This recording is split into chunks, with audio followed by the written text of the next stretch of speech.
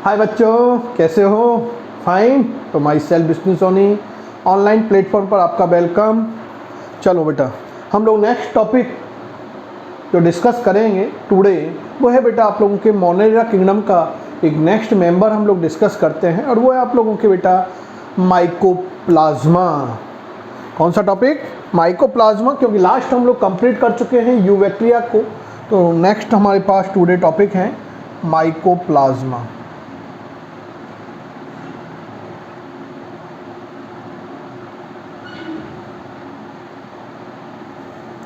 Clear? आगे इसके अंदर बेटा देखो आपके हम लोग डिफरेंट पॉइंट डिस्कस करेंगे, लेकिन यदि हम लोग ऑब्जर्वेशन एनालिसिस करें नीट के पेपरों को, तो नीट के पेपरों को यदि एनालिसिस करते हैं तो हमें एक मोस्ट कॉमन रिजल्ट निकल के आता है कि 8 to 10 ऐसे इम्पोर्टेंट पॉइंट्स हैं जहाँ से ही क्वेश्चन पुटअप होते हैं बेटा। तो हम लोग मोस्टली फोकस उन्हीं पॉइंटों के ऊपर करने वाले हैं, क्योंकि माइकोप्लाज्मा के अंदर हमें कोई डिटेल स्टडी नहीं करनी, केवल जो इम्पोर्टेंट पॉइंट हैं उनके रिगार्डिंग ही हम लोग यहाँ बात करके चलेंगे बेटा, क्योंकि इतना ही आप लोगों के लिए सफिशिएंट है। उससे ज़्यादा ना तो अभी तक नीट के एग्ज़ाम में पुटअप हुआ है, ना एनसीईआरटी के अंदर भी मेंशन है। एनसीईआरटी में बहुत कॉमन मेंशन है, तो उससे भी अपन लोग थोड़ा सा ब्रॉड चलेंगे। तो let's go start mycoplasma. Mycoplasma के अंदर बेटा हम लोग बात करते हैं तो mycoplasma is the member of Monera kingdom. और मोनेरा किंगडम के अंदर आने वाले जितने भी ऑर्गेनिज होते हैं बेटा वो कैसे होते हैं? यूनिसेलुलर होते हैं एंड प्रोकैरियोट्स होते हैं। Unicellular and prokaryotes organism are include in the Monera kingdom, और mycoplasma is the also member of Monera kingdom. Clear? चलो हाँ, आगे हम लोग बेटा बात करते हैं। यहाँ कुछ साइंटिस्टों का अपना एक मेजर कंट्रीब्यूशन रहा था कि यदि हम लोग डिस्कस करें इसकी डिस्कवरी के बारे में, फर्स्ट पॉइंट हम लोग बेटा जो डिस्कस करते हैं वो इसकी डिस्कवरी के रिगार्ड करते हैं। डिस्कवरी तो इसकी डिस्कवर्ड किया था आप लोगों के फ्रांस के 2 साइंटिस्ट थे। फ्रांस के 2 साइंटिस्ट थे। फर्स्ट फ्रांस के साइंटिस्ट थे। फर्स्ट इज द आपके कौन था? नॉकार्ड एंड रॉक्स। बेटा इन साइंटिस्टों ने 1898 के अंदर जो एनिमल्स होते हैं उन एनिमल के अंदर प्लूरोनिमोनिया एक डिजीज होती है, उसके अंदर इस माइकोप्लाज्मा को डिस्कवर्ड किया। उन्होंने कहा था कि इसके अंदर एनिमल के अंदर जो निमोनिया डिजीज हुई है इसका जो रेस्पॉन्सिबल कॉज है वो क्या है? माइकोप्लाज्मा है। एक क्या है? फ्लूइड है, माइकोप्लाज्मा है उसका रेस्पॉन्सिबल कॉज। तो नॉकार्ड और रॉक्स ने 1898 के अंदर इन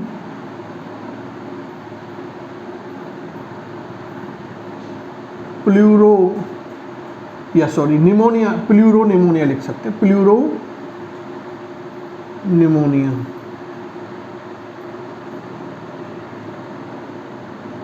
इन एनिमल्स के अंदर इसको बेटा क्या किया? डिस्कवर्ड किया एंड कॉल्ड। और क्या कहा उन्होंने? माइकोप्लाज्मा नहीं बोला बेटा, क्या बोला? पीपीएलओ। नीट का क्वेश्चन, कंफर्म क्वेश्चन पीपीएलओ है, क्योंकि नीट ने यहाँ से ये क्वेश्चन क्रॉस कर चुका है फुल फॉर्म के फॉर्म में। तो प्लूरोनिमोनिया लाइक ऑर्गेनिज्म, पीपीएलओ की फुल फॉर्म बेटा क्या है? पीपीएलओ। कई बार ऐसा आ जाता है ना, सिंगुलर प्लूरल वर्ड है, तो pleuropneumonia like organism. Clear? Confirm? आगे बढ़ सकते ना? चलो आगे हम लोग बेटा बात करते हैं कि mycoplasma name given by Novak.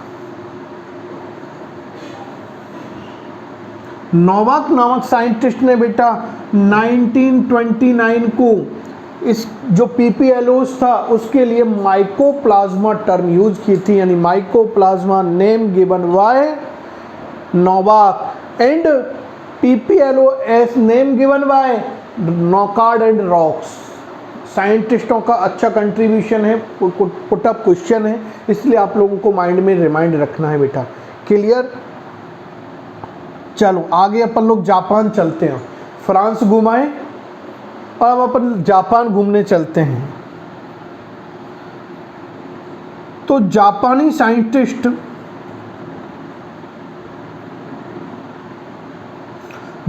Scientist थे बेटा डोए एंड एटाल। मेन साइंटिस्ट डोए और एटाल का मतलब क्या होता है, कई बार आप लोग देखते हो बेटा, कोई आप लोग वर्क करते हो तो उसका एक मेन लीडर होता है और कुछ क्या होते हैं ताली बजाने वाले होते हैं जो पीछे से ताली बजा देते हैं, या कई बार देखते हैं ना जयकारा लगाने वाले होते हैं। तो वही चीज़ यहाँ पर है। तो डोए एक मेन साइंटिस्ट था और उसके जो यूनिटी थी उसके अंदर डिफरेंट साइंटिस्ट थे जो ताली बजाते थे, जैसे डोए करता वैसे वो कर लेते थे। तो वो बात आ रही है यहाँ पर, है ना। एटाल, जापानी साइंटिस्ट डोए एंड एटाल ने क्या किया बेटा, फर्स्ट ऑफ ऑल प्लांट के अंदर होने वाला एक डिजीज था एस्टर येलो, उसका रेस्पॉन्सिबल कॉज किसे बताया, माइकोप्लाज्मा को। तो जापानी साइंटिस्ट डोई एटाल ने first of all plant disease क्या है, एस्टर, ए से स्टार्ट करते हैं, एस्टर येलो जो सनफ्लावर के अंदर डिजीज होती है। एस्टर येलो डिजीज का जो मेन कॉजेज बताया, वो कॉजेज क्या था बेटा, माइकोप्लाज्मा। उन्होंने कहा था कि ये प्लांट्स के अंदर होने वाली ये एस्टर येलो जो डिजीज है ये माइकोप्लाज्मा से जनरेट होने वाली डिजीज है। और उसने क्या बोला, डॉय ने, उन्होंने कहा था कि इसके अंदर, इस डिजीज के अंदर प्लांट का जो पार्ट इफेक्टेड होता है, वो पार्ट इफेक्टेड जो पार्ट है वो क्या है, mainly affected part phloem tissue. Plant का फ्लोएम टिश्यू वाला पार्ट मेनली अफेक्टेड होता है। और फ्लोएम जो टिश्यू है बेटा, ये प्लांट के अंदर टू काइंड्स ऑफ टिश्यू होते हैं, meristematic tissue and permanent tissue. Permanent tissue में एक टाइप आता है कॉम्प्लेक्स टिश्यू, और कॉम्प्लेक्स टिश्यू के अंदर टू टाइप के टिश्यू इंक्लूड होते हैं, xylem and phloem. Phloem is the one type of complex tissue और परमानेंट टिश्यू।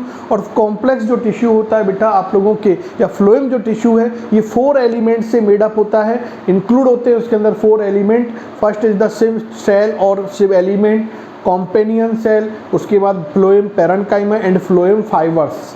तो बेटा इसके अंदर फ्लोएम टिश्यू के अंदर भी इफेक्टेड जो पार्ट है, तो मेनली जो पार्ट इफेक्टेड होता है बेटा वो कौन सा होता है आप लोगों के, एक तो होता है सिव सेल्स जिनके अंदर न्यूक्लियस एब्सेंट होता है ना, न्यूक्लियस का एग्जाम्पल बोल के चलते हैं हम लोग। तो sieve cells and phloem parenchyma. Phloem parenchyma is mainly affected by the Ester yellow disease caused by mycoplasma. Clear? तो एस्टर येलो डिजीज माइकोप्लाज्मा के द्वारा जनरेट होने वाली एक डिजीज है जिसको डिस्कवर्ड किया था, या उसके बारे में एक्सप्लेनेशन जो दिया था डोई, जो जापानी साइंटिस्ट था, उन्होंने इसके बारे में एक्सप्लेनेशन दिया था। आगे बढ़ते हैं बेटा, परमिशन दोगे ना आगे बढ़ने की? चलो तो आगे बढ़ लेते हैं। नेक्स्ट हम लोग डिस्कस करते हैं इसकी सम प्रॉपर्टीज़ को, है ना। बेसिक सम इम्पॉर्टेंट प्रॉपर्टीज़ है जहाँ से भी मेनली क्वेश्चन बेटा पुटअप होते रहते हैं। मेनली क्या होते हैं क्वेश्चन, क्या होते हैं, पुटअप होते हैं, तो उनके बारे में भी अपन लोग एक्सप्लेनेशन करते हैं। चलो तो हम लोग प्रॉपर्टीज़ हम लोग यहाँ पर डिस्कस कर रहे हैं, तो मेंशन कर सकते हो चाहो तो आप लोग, प्रॉपर्टीज़ ऑफ माइकोप्लाज्मा। क्लियर? तो बेटा हम लोग बोल रहे हैं, तो पहला कंसेप्ट तो क्या है कि ये सब माइकोप्लाज्मा बेटा जो है एक तो स्मॉलेस्ट ऑर्गेनिज्म है और स्मॉलेस्ट सेल भी होती है। माइकोप्लाज्मा लेडलेवाई की जो सेल है सबसे स्मॉलेस्ट सेल के बारे में मेंशन होती है। लार्जेस्ट सेल की बात करते हैं तो ऑस्ट्रिच एग की बात करते हैं, लॉन्गेस्ट सेल की बात करते हैं तो आप लोगों के नर्व सेल होती हैं, है ना। तो इस तरह से ये सेल बायोलॉजी के अंदर भी आप लोगों के पास ये पार्ट इंक्लूड होता है, तो ये पॉइंट एक बहुत इंपॉर्टेंट रिगार्डिंग बन जाता है, belong to the cell bio. तो हम लोग बेटा बात करते हैं, एक तो ये क्या है, स्मॉलेस्ट ऑर्गेनिज्म है, और एक बेटा क्या है, प्रोकैरियोट्स है, क्योंकि मोनेरा किंगडम का मेंबर है, so it is the prokaryotes. और प्रोकैरियोट्स है, it means mostly cell organelles, जो सेल मेम्ब्रेन बाउंड ऑर्गेनल्स होंगे वो एब्सेंट होंगे, वेल डेवलप्ड न्यूक्लियस एब्सेंट होगा, न्यूक्लियोइड के फॉर्म में जेनेटिक मटेरियल प्रेजेंट होगा। बेसिक प्रॉपर्टी ऑफ डिस्कस करेंगे यहाँ पर अपन लोग। तो ये प्रोकैरियोट्स होते हैं। साइज की बेटा हम लोग ये जनरली बात करें कि माइकोप्लाज्मा की जो बेसिक साइज होती है वो 0.1 to 0.3 माइक्रोन मीटर होती है। बेसिक साइज को यदि हम लोग देखे चलें तो 0.1 to 0.3 माइक्रोन मीटर इसकी बेसिक साइज होती है। आगे हम लोग बेटा बात करते हैं तो जनरली ये नॉन मोटाइल होते हैं। जनरली ये क्या होते हैं, नॉन मोटाइल होते हैं, क्योंकि फ्लैजिला इनके अंदर एब्सेंट होती है। यू बैक्टीरिया के अंदर तो हम लोगों ने कंडीशन देखी थी कि फ्लैजिला प्रेजेंट और absent. If flagella present then motile and if flagella absent then non motile. तो ये जनरली नॉन मोटाइल होते हैं। आगे हम लोग बेटा कंडीशन की बात करते हैं, तो नेक्स्ट प्रॉपर्टी हम लोग डिस्कस कर सकते हैं कि ये प्लियोमॉर्फिक होते हैं बेटा। प्लियोमॉर्फिक ऑर्गेनिज्म है। प्लियोमॉर्फिक ऑर्गेनिज्म इसलिए है क्योंकि इसका लॉजिकल रीजन है क्योंकि ये सेल वॉल लैक होते हैं। इनके अंदर बेटा सेल वॉल एब्सेंट होती है, और जब सेल वॉल एब्सेंट होगी तो क्या होगा, इनकी साइज जो शेप होगी वो वेरिएबल हो सकती है। क्लियर? तो उसका एक मोस्ट कॉमन रीजन नीट के अंदर आया हो, क्वेश्चंस भी हैं, तो आपको याद रखना है cell wall less organism is mycoplasma ना, तो इसलिए इसको प्लियोमॉर्फिक भी बोला गया है। आगे हम लोग बेटा बात करते हैं कि अदर नेम की हम लोग बात करें तो माइकोप्लाज्मा के सम अदर नेम यहाँ हम लोग मेंशन करते हैं, जैसे नॉकार्ड और रॉक्स ने पीपीएलओज यूज़ किया था। जो जापानी साइंटिस्ट आपके डोई था वो हम लोग वहाँ भूल गए बात को, तो वो आपको याद रखना बेटा MLO माइकोप्लाज्मा लाइक ऑर्गन, क्योंकि उसके लिए रेस्पॉन्सिबल जो एस्टर येलो डिजीज़ थी उसके लिए मेन जो कॉज्ड पैथोजन था वो कौन था, माइकोप्लाज्मा था। तो माइकोप्लाज्मा लाइक ऑर्गेनिज्म उसके लिए जो मेन पैथोजन के लिए नेम दिया था बेटा। आगे हम लोग बेटा बोल रहे हैं कि इसका एक अदर नेम जो फेमस नेम है और जो क्वेश्चन भी आया हुआ है तो याद रखना है, joker of plant kingdom. Plant kingdom का इसको बेटा जोकर कहा जाता है। कन्फर्म? आगे चलें, चलो नेक्स्ट प्रॉपर्टी डिस्कस करते हैं कि बेटा ये जो होते हैं they are saprophytic. It means mind में आया saprophytic. Saprophytic means dead organic material के ऊपर अपने न्यूट्रिशन के लिए डिपेंड होते हैं, या उससे ये न्यूट्रिशन क्या करेंगे, गेन करते हैं। और फैकल्टेटिव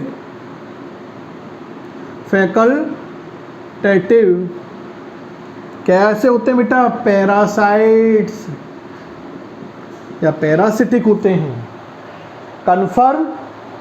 मीन्स आ गया होगा माइंड में, नहीं आया तो यू बैक्टीरिया रिवाइज करना पड़ेगा बेटा, है ना, क्योंकि रिमाइंड जब तक रिवाइज नहीं करोगे जब तक सक्सेस नहीं मिलने वाली है ना। सारी चीज़ यदि आपको टीचर ही बताते चलेंगे तो आप क्या करोगे, रेडीमेड नहीं मिलना चाहिए, थोड़ा सा वर्कआउट भी करना होगा।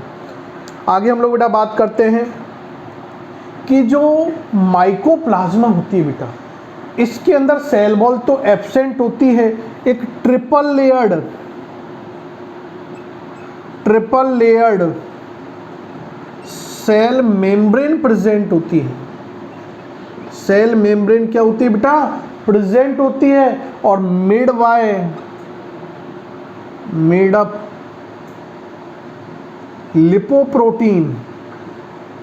लिपोप्रोटीन से मेड अप होती हैं। क्लियर? तो ट्रिपल लेयर्ड क्या प्रेजेंट होती हैं, सेल मेम्ब्रेन प्रेजेंट होती हैं, जो क्या होती हैं, लिपोप्रोटीन से मेड अप होती हैं। It's clear? आगे हम लोग बेटा नेक्स्ट प्रॉपर्टी डिस्कस करते हैं कि बेटा जो आपके माइकोप्लाज्मा है, इस माइकोप्लाज्मा के अंदर बोथ न्यूक्लिक एसिड जो होते हैं वो प्रेजेंट होते हैं, और nucleic acid are the DNA and RNA. तो डीएनए भी इसके अंदर प्रेजेंट होता है न्यूक्लिक एसिड के फॉर्म में, और आरएनए भी इसके अंदर प्रेजेंट होता है न्यूक्लिक एसिड के फॉर्म में। क्लियर? जबकि यूबैक्टीरिया के अंदर ओनली डीएनए प्रेजेंट था, और यहाँ पर जो डीएनए प्रेजेंट होता है वो डबल स्टैंडर्ड सर्कुलर डीएनए होता है, और जो आरएनए प्रेजेंट होता है वो सिंगल स्टैंडर्ड फॉर्म में प्रेजेंट होता है। तो next, both nucleic acid present, यानी डीएनए एंड आरएनए। डीएनए जो होगा वो डबल स्टैंडर्ड सर्कुलर टाइप का होगा, और ये जो होगा सिंगल स्टैंडर्ड होगा। कन्फर्म? डीएनए जो होता है बेटा ये 4% होता है, और आरएनए जो होता है ये 8% होता है। कन्फर्म? क्लियर करना है कंसेप्ट को, 1 बाय 1 पॉइंट आप लोगों को डिस्कस करते हुए चलना है, और उनको माइंड में बिल्कुल सेटअप करना है बेटा। तो आरएनए 8% और डीएनए क्या है, 4%। मेंशन कर लिए पॉइंट, आगे बढ़ें, चलते हैं।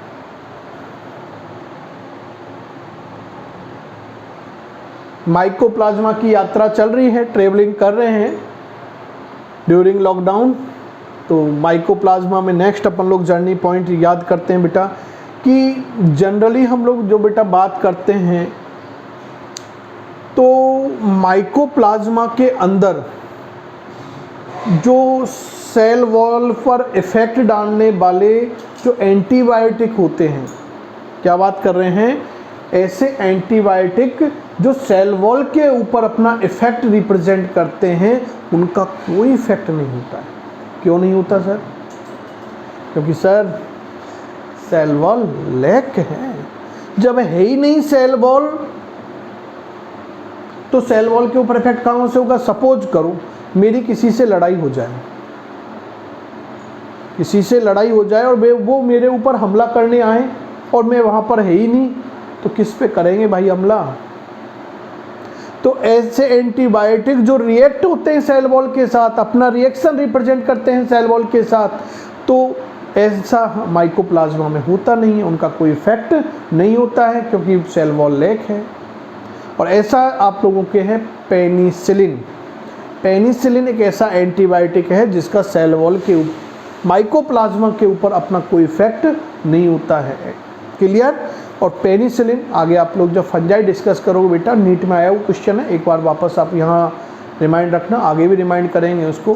तो पेनिसिलिन एक ऐसा एंटीबायोटिक है जिसे पेनिसिलियम नोटेटम नामक फंगल स्पीसीज से, पेनिसिलियम नोटेटम नामक फंगल स्पीसीज से उसको क्या किया गया था बेटा?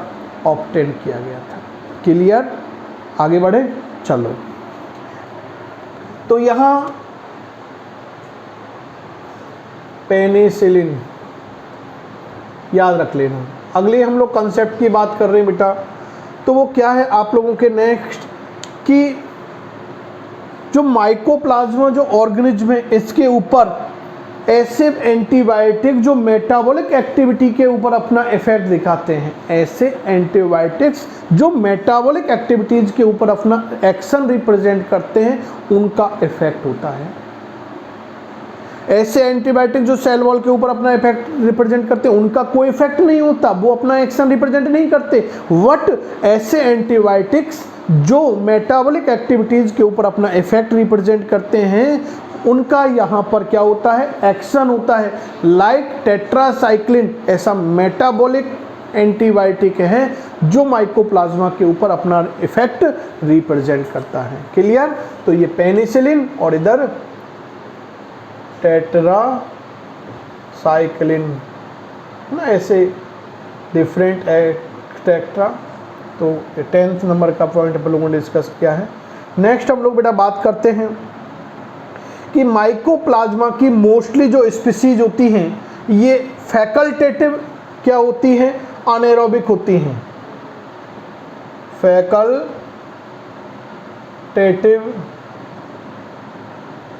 अनएरोबिक, याद कर लेना यूबैक्टीरिया में जब हम लोगों ने रेस्पायरेशन डिस्कस किया था तो रेस्पायरेशन के टाइम पे हम लोगों ने फैकल्टेटिव अनएरोबिक की बात की थी ना, तो वो आप लोगों की यहाँ मेंशन है। आगे हम लोग बेटा बात करते हैं नेक्स्ट, यदि हम लोग इसके लिए बात करते हैं तो न्यूट्रिशन मोड की तो आपके पास यहाँ बात आ चुकी है बेटा। आगे हम लोग देखें, एक और बहुत स्पेसिफिक पॉइंट है, अपने आप में इम्पॉर्टेंट है, यूबैक्टीरिया के साथ बिलोंग करता है, इसलिए अच्छा क्वेश्चन बन के आ रहा है बेटा कि जो माइकोप्लाज्मा होते हैं ये ग्राम नेगेटिव होते हैं। माइकोप्लाज्मा आर ग्राम नेगेटिव, और इनकी जो स्ट्रक्चर होगी वो ग्राम नेगेटिव बैक्टीरिया के इक्वल होती है। तो mycoplasma are gram negative. Clear? आगे बात करें, नेक्स्ट प्रॉपर्टी डिस्कस करते हैं, वो है बेटा आप लोगों के माइकोप्लाज्मा के अंदर हम लोग यदि नेक्स्ट प्रॉपर्टी की बात करते हैं तो नेक्स्ट प्रॉपर्टी आती है बेटा कि माइकोप्लाज्मा जो होता है तो कनेक्टिव चेन होती है, connective chain, connective chains between bacteria and virus, bacteria and virus. It is connective chain between bacteria, यानी ये लिंक डिवाइस हैं।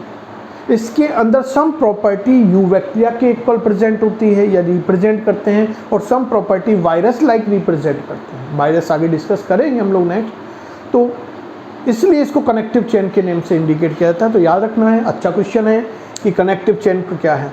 तो mycoplasma is the connective chain between bacteria and virus. Clear? चलो आगे बढ़ें। तो हम लोग बेटा बोल रहे हैं कि जो माइकोप्लाज्मा है ये लाइफ का सबसे सिंप्लेक्स फॉर्म है। It is the simplex form, it is the simplex form of life. क्यों है? क्योंकि ये इजी गोइंग बेटा क्या करते हैं, ग्रोथ रिप्रेजेंट करते हैं। आगे हम लोग बात कर रहे हैं रिप्रोडक्शन रिप्रेजेंट करते हैं और मेटाबॉलिज्म रिप्रेजेंट करते हैं। इसलिए ये फ्रीली, बिकॉज लिख सकते हैं those freely so growth, reproduction and metabolism. Clear? तो ये बेटा नेक्स्ट प्रॉपर्टी हम लोगों ने डिस्कस की है। आफ्टर नेक्स्ट प्रॉपर्टी हम लोग डिस्कस करते हैं, वो है बेटा कि जो माइकोप्लाज्मा होते हैं बेटा इनके अंदर रिप्रोडक्शन की बात कर रहे हैं। तो जो रिप्रोडक्शन होता है बेटा इनके अंदर 2 टाइप से मेनली होता है। एक होता है वाइनरी फिजन, एक तो क्या होगा बेटा वाइनरी फिजन। डिस्कस किया था ना बैक्टीरिया में भी कि मेल पेरेंटल बॉडी 2 पीसेज में क्या होती है बेटा, ब्रेक डाउन होती है, और उन 2 पीसेज से न्यू माइकोप्लाज्मा या न्यू बॉडी क्या हो जाती है, जनरेट हो जाती है। आगे बेटा बात करते हैं बाय एलिमेंट्री, अच्छा है, बाय एलिमेंट्री बॉडीज, एक स्पेसिफिक काइंड ऑफ मेथड है रिप्रोडक्शन की जो ओनली प्रेजेंट होती है माइकोप्लाज्मा के अंदर। So it is the important by elementary bodies. What is the elementary bodies? What is the elementary body? तो बेटा ये माइकोप्लाज्मा है। ये क्या है? माइकोप्लाज्मा है। जब माइकोप्लाज्मा बेटा क्या हो, ब्रेकडाउन हो, तो ब्रेकडाउन होने के बाद यदि वो क्या होता है बेटा, फिजन होता है, तो फिजन के ड्यूरिंग यदि जो राउंडेड शेप की, ओवल शेप की जो स्ट्रक्चर जनरेट होकर आती है, it is known as the elementary bodies. तो उन राउंडेड ओवल शेप्ड की स्ट्रक्चर को, बॉडीज को एलिमेंट्री बॉडीज कहा जाता है, और उनके थ्रू माइकोप्लाज्मा अपने आप को रिप्रोड्यूस करते हैं। तो mycoplasma is reproduce by binary fission and by elementary bodies. Confirm? चलो, तो ये बेटा हम लोगों ने सम प्रॉपर्टी डिस्कस की है। आगे हम लोग बढ़े, चल सकते ना? क्योंकि आज माइकोप्लाज्मा में तो यात्रा करनी है, क्योंकि फ्रांस गए, फ्रांस से जापान चले गए, जापान से अपन लोगों ने कोविड कंडीशनों में जाने कहाँ कहाँ घूम रहे हैं। वैसे तो गवर्नमेंट ने अलाउ नहीं कर रखा है, कर रखा है क्या आपके पास? नहीं किया होगा ना भाई, आपकी कंट्री में अलाउ कर रखा हो तो बता देना। चलो आगे हम लोग बेटा डिस्कस करते हैं नेक्स्ट इसकी स्ट्रक्चर की। स्ट्रक्चर माइकोप्लाज्मा की बेटा स्ट्रक्चर एक कॉमन स्ट्रक्चर है जिसको हम लोग यहाँ डिस्कस करते हैं बेटा। तो माइकोप्लाज्मा की यदि हम लोग स्ट्रक्चर की बात करें तो हम लोगों ने देखा था कि माइकोप्लाज्मा के अंदर बेटा हम लोगों ने देखा था सेल वॉल तो एब्सेंट होती है, केवल एक triple layered cell membrane present होती है जो मेडअप होती है लिपोप्रोटीन से। क्योंकि जनरली हम लोगों ने मोनेरा किंगडम की प्रॉपर्टीज़ के अंदर डिस्कस किया था कि like as eukaryotes cell membrane is made up by lipoprotein, lipid and protein. तो ये बेटा ट्रिपल लेयर्ड क्या है, lipoprotein made up, triple layered lipoprotein made cell membrane है। क्लियर? आगे हम लोग बेटा बात करते हैं तो इस माइकोप्लाज्मा के अंदर एक फ्लूइड प्रेजेंट होता है और it is the known as the cytoplasm. तो ये बेटा क्या है, साइटोप्लाज्म होता है, और इस साइटोप्लाज्म के अंदर डिफरेंट स्ट्रक्चर क्या होती है बेटा, प्रेजेंट होती है। फर्स्ट हम लोग बेटा बात करते हैं तो इसके अंदर हम लोग यदि देखें तो इस फ्लूइड के अंदर एक तो आप लोगों के डबल स्टैंडर्ड सर्कुलर डीएनए होता है, ये डीएस सर्कुलर डीएनए है। क्लियर? इसके अंदर बेटा क्योंकि प्रोकैरियोट्स है और प्रोकैरियोट्स के अंदर एक ऐसा ऑर्गेनल्स होता है जो यूकैरियोट्स के अंदर भी प्रेजेंट होता है, 70S type ribosome. 70S type के राइबोसोम्स प्रेजेंट होते हैं, प्रोटीन फैक्ट्री होती है बेटा ये अपने आप में। आगे हम लोग बेटा बात करते हैं तो इसके अंदर जो सॉल्यूबल प्रोटीन भी प्रेजेंट होती हैं, डिफरेंट क्या होती है, सॉल्यूबल प्रोटीन। तो ये सॉल्यूबल प्रोटीन है। एक चीज़ याद रखनी बेटा, उसको आप लोग प्रॉपर्टीज़ में भी मेंशन कर सकते हो कि माइकोप्लाज्मा के अंदर मीजोसोम एब्सेंट होता है। रेस्पिरेटरी जो ऑर्गन, रेस्पिरेटरी जो साइड यूबैक्टीरिया के अंदर मीजोसोम थी जो during infolding of cell membrane develop हुई थी। उसका फॉर्मेशन किसके थ्रू हुआ था, उसका फॉर्मेशन हुआ था बेटा किसके थ्रू, अरे किसके थ्रू हुआ था, सेल मेम्ब्रेन के इनफोल्ड होने से मीजोसोम बनती थी, जहां पर रेस्पिरेशन की साइट यानी रेस्पिरेशन की प्रोसेस कंप्लीट होती थी इन यूबैक्टीरिया और मोनेरा किंगडम मेंबर में हम लोग उसको मेंशन करके चलते थे। लेकिन माइकोप्लाज्मा के अंदर मीजोसोम क्या होता है बेटा, एब्सेंट होता है। माइकोप्लाज्मा के अंदर जो रेस्पिरेटरी जो एंजाइम होते हैं वो साइटोप्लाज्म के अंदर प्रेजेंट होते हैं। So cytoplasm is the action site of respiration. Clear? तो यहाँ हम लोग बेटा बात करते हैं कि इस साइटोप्लाज्म के अंदर इस तरह से एंजाइम्स प्रेजेंट होते हैं और गैस वैक्यूल्स भी इस तरह से यहाँ इसके अंदर हम लोग बना सकते हैं कि गैस वैक्यूल्स प्रेजेंट होती हैं, ये गैस वैक्यूल्स प्रेजेंट होती हैं। क्लियर? तो ये इस तरह से हम लोग यदि बेटा डिस्कस करें तो ये कॉमनली माइकोप्लाज्मा की एक स्ट्रक्चर है, कॉमन स्ट्रक्चर की बात की, जिसके अंदर हम लोगों ने जनरली जो पॉइंट हैं वो हम लोगों ने डिस्कस कर लिए हैं। आगे बेटा एक बहुत इम्पोर्टेंट अपने आप में माने तो एक क्वेश्चन, क्योंकि यहाँ से वो आ चुके हैं, तो माइकोप्लाज्मा कॉज्ड डिजीज, यानी माइकोप्लाज्मा के द्वारा कौन कौन सी डिजीज होती हैं, तो उनके लिए आप लोगों को मेंशन करना है। ये 4 कॉमन डिजीज हैं जिनको आपको याद रखना। एक तो बेटा आपके हैं little leaf disease of brinjal, little leaf disease of brinjal. Brinjal के अंदर लिटिल लीफ डिजीज होती है जो ड्यू टू माइकोप्लाज्मा कॉज्ड होती है बेटा। एक तो ये आपको याद रखनी है।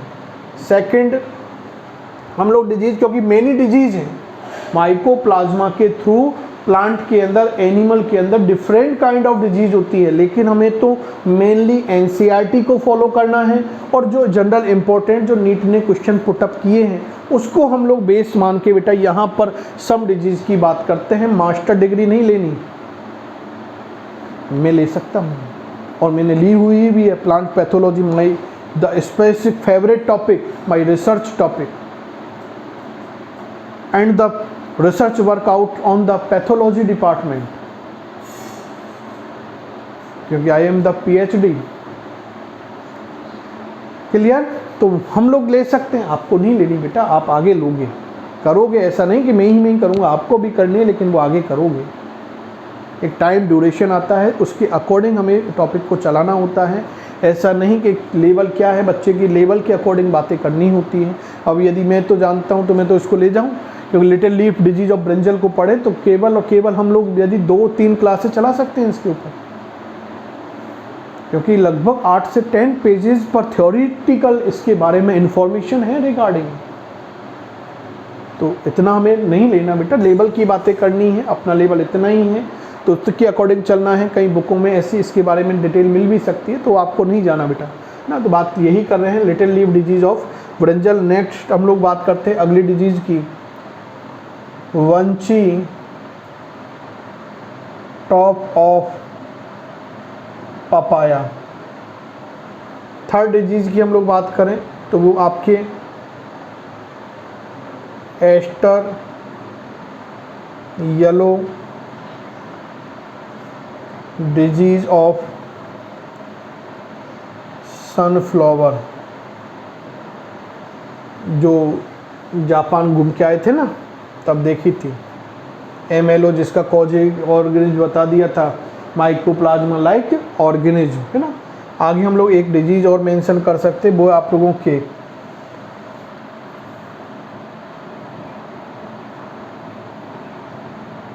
विच is broom of ground nut and ground nut and, एक और है बेटा which is broom of ground nut and potato, potato. तो ये आप लोगों के कुछ मेनली मेंशन क्या है डिजीज के बारे में याद रखना है। और एक लास्ट आप लोग बेटा स्पेसिफिक बात याद रखते हैं, transmission of mycoplasma in plants. Plants के अंदर जो माइकोप्लाज्मा का ट्रांसमिशन होता है one plant to another plant, जो डिजीज ट्रांसफ़र होती है वो बेटा होती है लीफ हॉपर के थ्रू। तो वाई लीफ हॉपर, क्लियर? तो लीफ हॉपर की, बाकी हम लोग यदि देखें तो एनिमल्स के अंदर डिफरेंट टाइप के इंसेक्ट के थ्रू भी हो सकती है, बीज के थ्रू भी हो सकती है, तो वो एनिमल की बात नहीं कर रहे हैं। यहाँ प्लांट के बारे में आपके मेंशन बातें हैं, तो हम लोग ये एक इम्पॉर्टेंट डिजीज़ों को यहाँ मेंशन किया है। तो इस तरह से बेटा हम लोगों ने टुडे जो टॉपिक डिस्कस किया है वो माइकोप्लाज्मा हम लोगों ने डिस्कस किया है।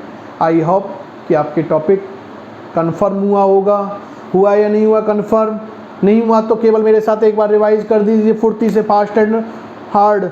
नंबर 1 बात करें, फ्रांस साइंटिस्ट कौन कौन से थे? नौकार्ड एंड रॉक्स, जिन्होंने क्या कर दिया था बेटा, न्यूमोनिया डिजीज़ के बारे में बता दिया था। और उसके बाद उन्होंने क्या किया, माइकोप्लाज्मा पीपीएलएस को डिस्कवर्ड कर दिया था। पीपीएलएस को माइकोप्लाज्मा नेम किसने दिया था? किसने दिया था? अरे किसने दिया था? नोवाक ने दिया था? नहीं दिया था। फिर जापान चले गए थे। जापान जाने के बाद फर्स्ट ऑफ ऑल प्लांट एक डिजीज येस्टर येलो के बारे में बता दिया था। एमएलओ बात कर दी थी हम लोगों ने। प्लांट किंगडम का जोकर बात की है माइकोप्लाज्मा के। स्मॉलेस्ट साइज की बात कर रहे हैं। प्रोकैरियोटिक ऑर्गेनिज्म है, सेल वॉल ऑर्गेनिज्म की बात कर रहे हैं। आगे हम लोग डिजीज की बात कर रहे हैं। यदि हम लोग बात करते हैं तो इसके अंदर बोथ न्यूक्लिक एसिड प्रेजेंट होते हैं, डीएनए आरएनए डीएनए प्रेजेंट होता है सर्कुलर फॉर्म में, आरएनए प्रेजेंट होता है सिंगल स्टैंडर्ड फॉर्म में। डीएनए अमाउंट होती है 4%, आरएनए अमाउंट होती है 8%। कन्फर्म हुआ या नहीं हुआ? आगे mesosome absent, penicillin no effect और tetracycline is effected of mycoplasma. तो ये कुछ बेसिक पॉइंट हैं जो आपको माइंड में रिमाइंड रखने हैं, मेरी तरह आपको रिमाइंड करना है। Thank you, good bye.